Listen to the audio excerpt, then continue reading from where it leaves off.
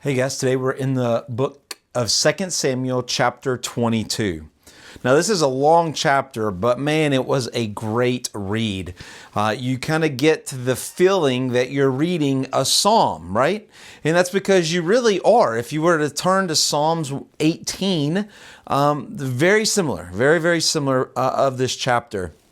But here we get a song or a psalm of David for his deliverance. A couple of things.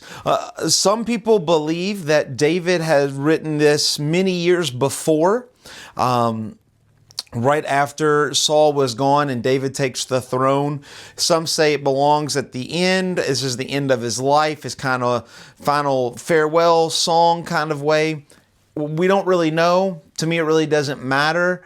It's just an amazing chapter of David, whether it was at the beginning kind of his kingship or at the end. We can see truly the heart and the relationship that David had with God. And I'm not going to read all of this. Much of it is very understandable as you read. There's just a couple things I want to point out. Notice the language, right? It starts off simply with all of these titles of God: my rock, my fortress, my deliverer, my God, my rock, my shield, my stronghold, my refuge, my savior. You get these titles of David knows exactly where he is at and exactly who God is, right? And this is wild to think that this is a king of Israel. This is the richest man. He has all the power, but yet he knows he is far below the feet of God. Another thing is he asked for deliverance. And we see this all throughout the book of Psalms as David writes of all the things that we've just seen glimpses of as we've been reading through 1st and 2nd Samuel, of all the problems that David had. And here David gives God kind of the props of saying how many times that he has delivered him. The waves of death, the torrents of destruction, the cords of Sheol, the snares of death, my distress, right? You just see these words over and over again that David was at his lowest, but God was always there.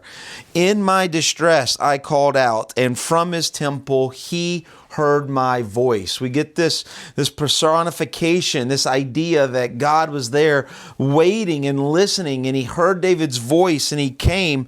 Verse 11, it says he rode on a cherub and flew. Now, it doesn't mean that God truly rode on an angel, but it's a picture that David has that God is coming to him to rescue him, to help him.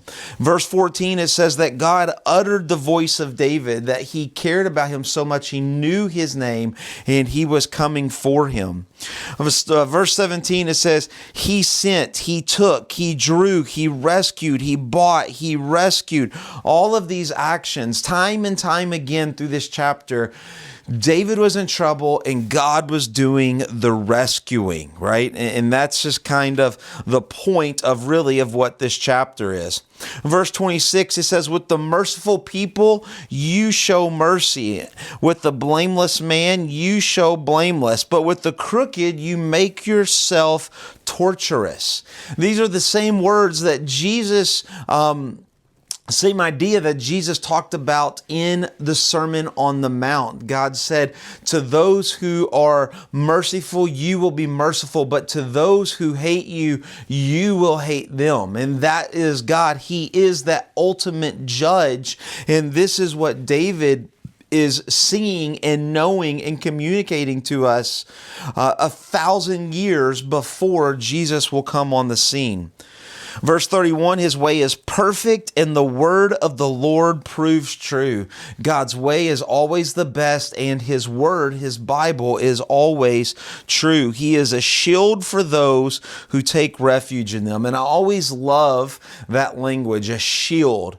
A shield is needed when you are in battle. God does not ever say he's going to remove you from the battle. He says that he will be with you in the battle.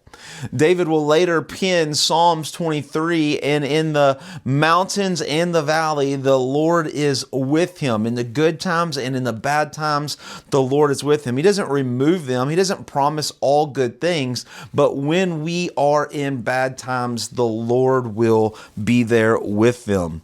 My God is a strong refuge. He made, He trains, He gave me a wide place. He equipped me. You made my enemies. You delivered me. You kept me. Once again, this language continues that God is in control and God has been watching out for David and delivering David from the very beginning.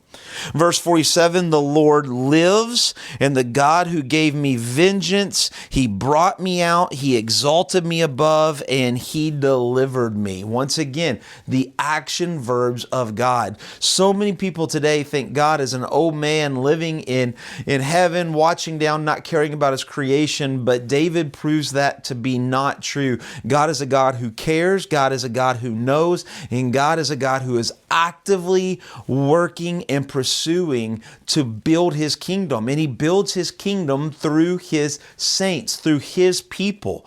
And so He is always moving and acting in our lives. The last couple verses, verse 50 says, "For this I will praise you. For all that you're doing, I will praise you. I will sing to you, O Lord, and I will sing praises to your name." Great salvation He brings to His king, to David, and He shows steadfast love to His anointed, to David and his offspring forever. Who is the offspring of David that will be forever?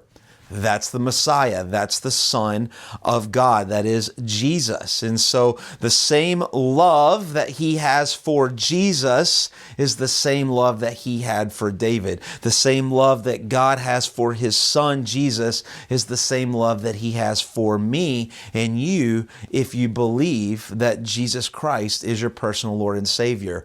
We are co-heirs. We are adopted into the family. There's not a hierarchy. We're all equal. And so the same love that He has for His Son is the same love that He has for me and you.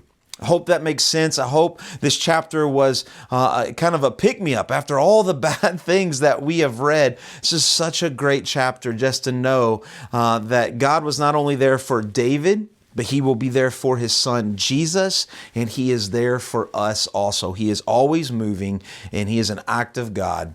And I hope you can find some relief and comfort in those words. I hope that makes a little bit more sense, and we will see you tomorrow in chapter 23. God bless.